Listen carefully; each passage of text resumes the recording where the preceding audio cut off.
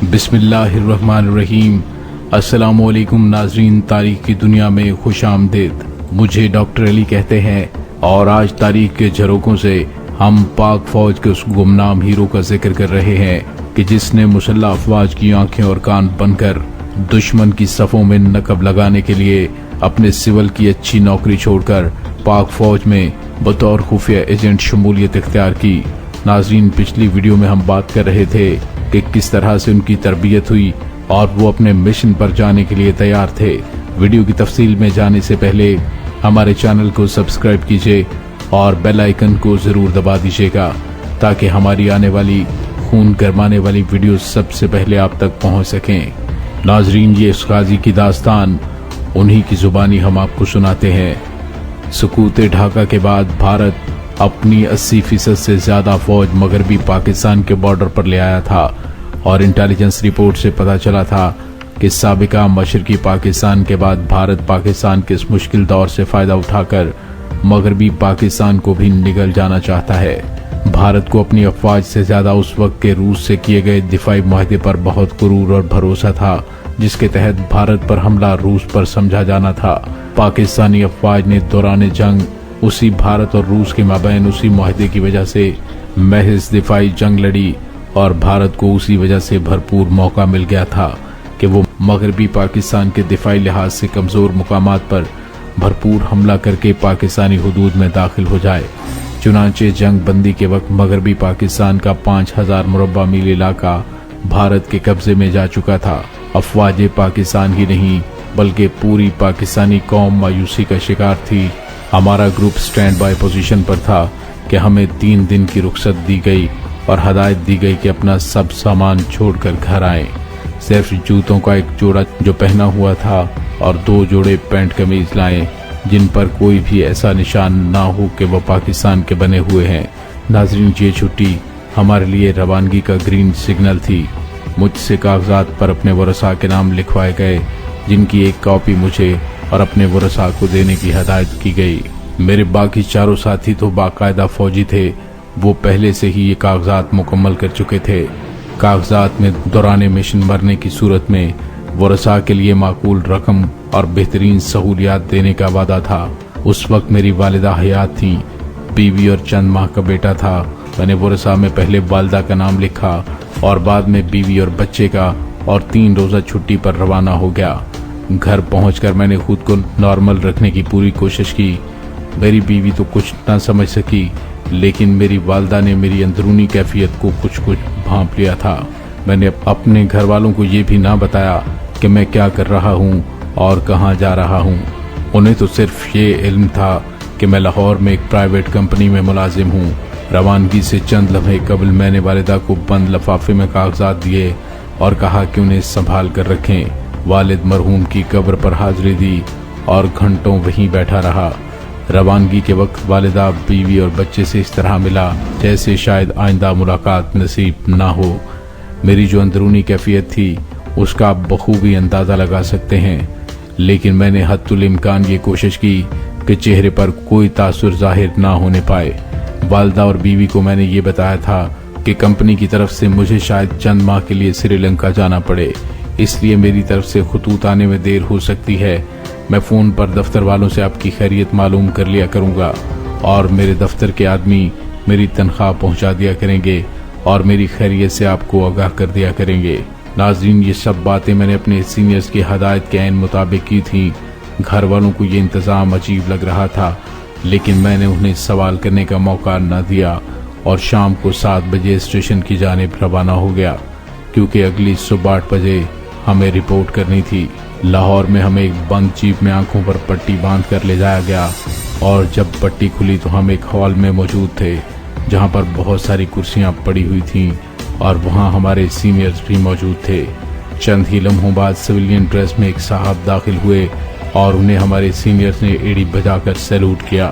उन साहब ने फर्दन फर्दन हम सब से मुसाफा किया, ट्रेनिंग की कामयाब तकमील पर मुबारकबाद दी और कहा कि आप 5 अफराद जिस मिशन पर जा रहे हैं इसकी कामयाब तकमील से पाकिस्तान को बहुत मदद मिलेगी, इसलिए रूह की गहराइयों से अपने मिशन को पाए तकमील तक पहुंचाना और इस दौरान अगर गद्दारी की जिंदगी और शहादत में से किसी को चुनना पड़े तो शहादत को कबूल करना, क्योंकि मौत तो यकीनन एक रोज आनी है। हमारा दुश्मन इतना मक्कार है कि जिंदा रखने और ऐशो इशरत के झूठे वादे करके राज उकलवा लेना उसका मजहब है, और सब राज जानने के बाद वो तुम्हें छोड़ेगा नहीं बल्कि अजियतनाक मौत से हमकनार कर देगा। नाज़रीन, उस मुख्तसर सी मुलाकात और नसीहत के बाद हम पांचों से वो बगलगीर हुए और कमरे से बाहर चले गए। उनके जाने के बाद हम सबको जिस्मानी और साथ लाए हुए एक जोड़े की भरपूर तलाशी ली गई। सिगरेट, माचिस, बटवे सब ले लिए गए और भारतीय सिगरेट, माचिस और बटवे दे दिए गए। हमारे एयर बैग से लेकर ऐसे एयर बैग दिए गए जिन पर मेड इन इंडिया लिखा हुआ था। हमारी नकली दाढ़ें 2 डॉक्टरों ने पिनों के साथ लगाई और उनके साथ कुछ ऐसा केमिकल लगा हुआ था जिससे वो इंतहाई मजबूती से चिपक गई थी। हम सबको 5-5 हजार की भारतीय करेंसी दी गई और मुझे एक कागज दिया गया जिस पर दिल्ली, आगरा और मुंबई के कुछ एड्रेस नोट थे। कोड वर्ड्स भी लिखे हुए थे। ये उन भारतीय हमदर्दों के पते थे जिनसे राबिता करने पर मुझे रुपए और दीगर मतलूबा अशिया मिल सकती थी। मुझे ये एड्रेस और नाम याद करने थे। जिस मिशन पर हम जा रहे थे उनमें एक नहीं बल्कि दर्जनों काम थे। इसके अलावा कोई भी अहम नौयत की मालूमात और वहाँ के हालात को देखते हुए जो काम भी मुल्क की भलाई के लिए मुनासिब नजर आए वो करने की इजाज़त दे दी गई थी।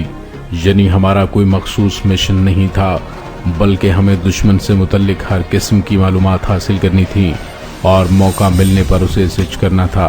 मजीद बरा मुझे एक खुसूसी मिशन दिया गया था और वो इंडियन आर्मी हेडक्वार्टर दिल्ली में चीफ ऑफ इंडियन आर्मी के दफ्तर के किसी मुलाजिम को प्लांट करना था। उन दिनों फोटोकॉपी मशीनें नहीं थी, इसलिए कुछ भी टाइप किया जाता था। कार्बन पेपर से उसकी कॉपियां बनाई जाती थी। कार्बन को अगर 1 या 2 बार इस्तेमाल किया जाए तो उस पर टाइप की गई इबारत बखूबी पढ़ी जा सकती है। अगर इस तरह इस्तेमाल शुदा कार्बन रद्दी की टोकरी में फेंक दिए जाएं और सफाई करने वाला दफ्तर के औकात के बाद दौरान सफाई वो कार्बन निकाल कर हमें दे दे तो बहुत ही अहम मालूमात हमें मिल सकती थी। इसके अलावा ब्रिगेडियर और उससे ऊपर के ओहदेदार तहफ़्फ़ुज़ के लिए रफ पैड पर जो कुछ लिखते थे उससे अगला खाली सफ़ा ज़ाया कर देते थे ताकि कलम के जोर से तहरीर के नकूश जो खाली सफ़े पर आ जाते हैं वो किसी के हाथ न लग सकें। नाज़रीन, ये बड़े रैंक के अफसरान खाली सफ़े 2 या 3 टुकड़े करके रद्दी की टोकरी में फेंक देते थे और वो रद्दी की टोकरियां हमारे लिए खजाने से कम नहीं थीं। मेरे लिए खुसूसी मिशन में चीफ ऑफ आर्मी स्टाफ के टाइपिस्ट और दफ्तर के दूसरे टाइपिस्ट क्लर्कों और सफाई करने वालों को अपने दाम में लाना या किसी भी जायज़ या नाजायज़ तरीके से प्लांट करना और मतलूबा कार्बन फटे हुए सादा कागज हासिल करना शामिल था। एक बार जब कोई ये काम कर ले तो फिर आइंदा उससे मुकम्मल मालूमात हासिल करना मुश्किल नहीं था। नाजरीन, भारत और पाकिस्तान में उस वक्त हसास महकमों में ये तरीका राय था कि जासूस को शक्ल और जिस्मानी लिहाज से ऐसा होना चाहिए कि ज़रूरत पड़ने पर 100 अफराद पर भी भारी पड़ सके। नाजरीन, उस दौरान दोनों ममालिक के जासूस फकीर, मजलूब, मलंग या फिर निचले दर्जे का काम करने वालों का रूप धार कर मुल्क में काम करते थे। पाकिस्तान और भारत के हसास महकमों के अफसरान की तरबियत स्कॉटलैंड यार्ड में और अक्सर एक ही वक्त होती थी। नतीजतन दोनों ममालिक के अफसरान एक ही तर्ज की तरबियत देते थे।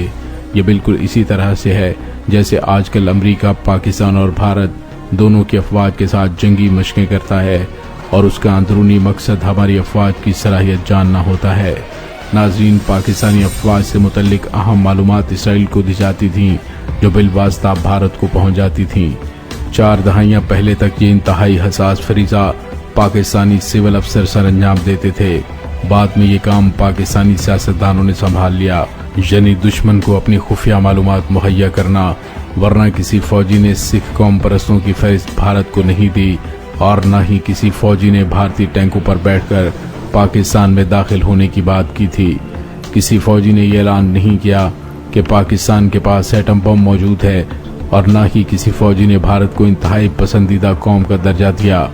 ये नेक काम सिर्फ सियासतदान कर रहे हैं।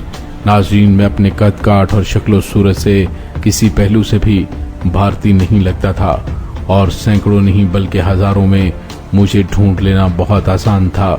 मुझे भारत की ऊंची सोसाइटी में घुल मिल जाना और निचले दर्जे के होटल में कायम करना था।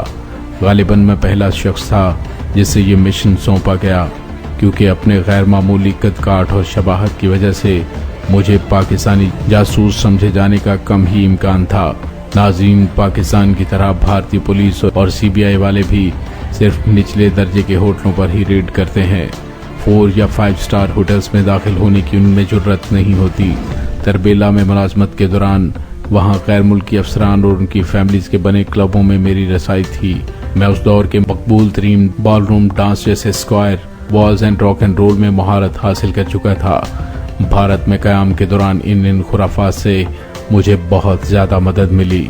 नाज़रीन, भारत में चोपड़ा फैमिली बड़ी मशहूर है और ये पंजाबी, बड़े कद काठ वाले और निस्बतन सफ़ेद रंग के हैं, इसलिए मुझे विनोद चोपड़ा का नाम दिया गया। इस फैमिली ने कारोबार, सनत और फिल्म इंडस्ट्री में खासा नाम कमाया है और ये सारे भारत में फैले हुए हैं। इसी तरह मेरे दीगर साथियों को भी मुख्तलिफ हिंदू नाम अलाट किए गए। नाज़रीन, आइंदा आने वाली मेरी वीडियोस में एक तसलसल के साथ कुछ मिशन के वाक़यात आ रहे हैं। इससे पहले मैं अपने नाज़रीन पर वाज़े करता चलूँ कि एक जासूस के लिए अपनी ज़िंदगी से ज़्यादा अहम अपने मिशन की तकमील होती है।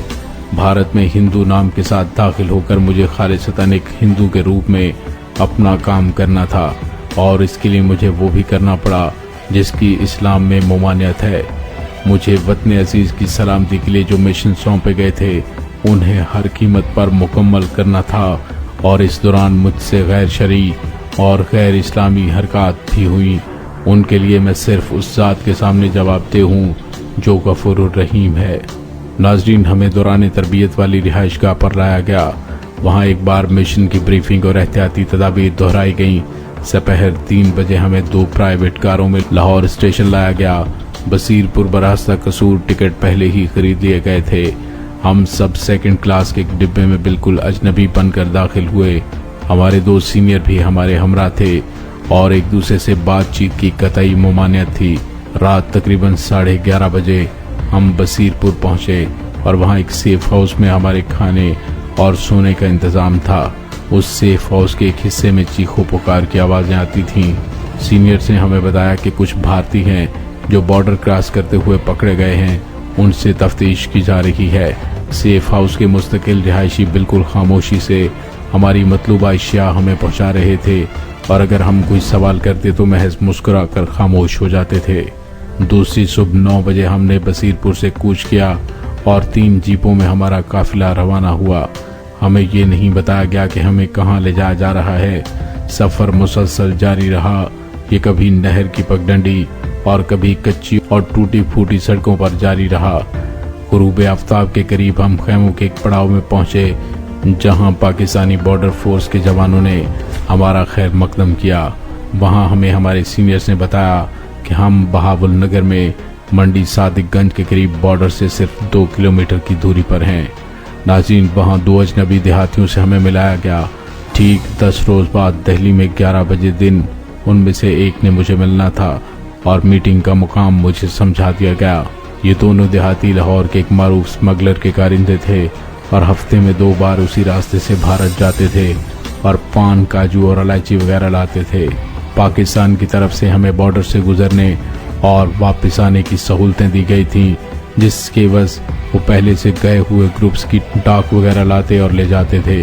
नाज़रीन, ये 2 अजनबी महज हमारे ग्रुप के लिए वक्फ थे और उनको ये ड्यूटी सौंपी गई थी कि हमें वक्त मुकर्रर पर सरहद पार करवाएं और करीब तरीन भारतीय रेलवे स्टेशन हनुमानगढ़ पहुंचा दें। उन्हें पैसे भी दिए गए कि वो हनुमानगढ़ से अजमेर शरीफ तक के टिकट खरीद कर हमें दे दें। हमें टिकट देकर वो फौरी वापस हिंदुस्तानी बॉर्डर के करीब गांव मिर्जापुर पहुंच जाएं, जहां 2 अफराद उन्हें मिलेंगे जो अगली शाम तक उनके हमरा रहेंगे। नाज़रीन, उधर हमें अलहदगी में हनुमान से बठिंडा के टिकट दिए गए ताकि मुखालिफ समत में जाने वाली गाड़ी में सवार हों, जो अजमेर शरीफ जाने वाली गाड़ी से 15-20 मिनट पहले आ जाती है। ये सब एहतियात दर एहतियात की तदाबीर हमारी हिफाजत के लिए की गई थीं। हमसे घड़ियां भी ले ली गईं और सिर्फ एक घड़ी मुझे दी गई जो भारत में मुहैया थी। उस वक्त उसकी कीमत भारत में 300 रुपये थी। रात का खाना 8:30 बजे तक खा लिया गया। खाने के फौरन बाद हमें एक स्याह लंबा अंडरवेयर और एक स्याह रंग के पूरे बाजू वाली बुनियान दी गई। हमने बूट भी उतारे और कपड़ों के हमरा अपने बैगों में रख लिए। अब हमारे सीनियर्स हमारे साथ खुशगपियां कर रहे थे, लेकिन वो महज हमारी टेंशन दूर करने के लिए था, वरना उनके चेहरों से भी परेशानी अयां थी। नाज़रीन, उन दिनों हम जंग के बाद सीज फायर की हालत में थे। पासपोर्ट और वीजा नाम की कोई चीज नहीं थी। बॉर्डर पर दोनों अतराफ अफवाज का इज्तिमा था। ऐन मुमकिन था कि बॉर्डर क्रॉसिंग के दौरान ही दुश्मन हमें गोलियों से उड़ा देता। हमें बताया गया था कि भारत ने बॉर्डर के करीब पाकिस्तानी BRB नहर की तरह एक नहर बनाई है जो खासी गहरी है। पाकिस्तान की तरफ वो ढलवान है, जबकि भारत की तरफ वो बिल्कुल सीधी है। हमें वो नहर बगैर आवाज पैदा किए तैर कर अबूर करनी है और उसकी ट्रेनिंग हमें खूब अच्छी तरह से दी गई थी। हनुमानगढ़ स्टेशन बॉर्डर से 8 किलोमीटर के फासले पर था। रास्ते में 2-3 गांव पड़ते थे। हमें उनसे दूर रहकर और गांव के कुत्तों से बचकर भागते हुए जाना था। उस वक्त मुझे एहसास हुआ कि दौरान तरबियत मुझे 11 मील मुसलसल दौड़ने की प्रैक्टिस क्यों करवाई गई थी। स्टेशन के करीब पहुंचकर हमें बुनियान और अंडरवेयर उतार के आम शहरी लिबास पहन लेना था और दोनों अजनबी गाइड्स को फौरी वापस भेज देना था। नाज़रीन, बठिंडा तक दौरान इस सफर 2 अलग अलग डिब्बों में बैठना था और एक दूसरे से बातचीत हरगिज नहीं करनी थी। ये आखिरी हदायत थी। ठीक 10 बजे हमें मुसलसल गोलियां चलने की आवाजें आईं। हमारी बॉर्डर फोर्सेस ने पड़ाव से दोनों तरफ तकरीबन आधा किलोमीटर के फासले से दुश्मन पर फायरिंग शुरू कर दी और दुश्मन को जवाबी फायरिंग में मसरूफ कर दिया। ये हमारे लिए ग्रीन सिग्नल था। सीनियर ने हमें गले लगाया और उनकी आंखें आंसुओं से लबरेज थीं। उनके आखिरी अल्फाज कुछ इस तरह से थे, wish you God help and best of luck. नाज़रीन, इसके बाद मिशंस का आगाज होता है। इससे आपको पता चलेगा एक गुमनाम हीरो किस तरह सर पर कफन बांधकर दुश्मनों की सफों में घुसकर आपकी सलामती को कायम रखने के लिए कुर्बानियां देता है। इसके बाद क्या हुआ ये जाने के हम आने वाली वीडियो में। तब तक के लिए अपना बहुत सारा ख्याल रखिएगा। पाक फौज जिंदाबाद, पाकिस्तान जिंदाबाद।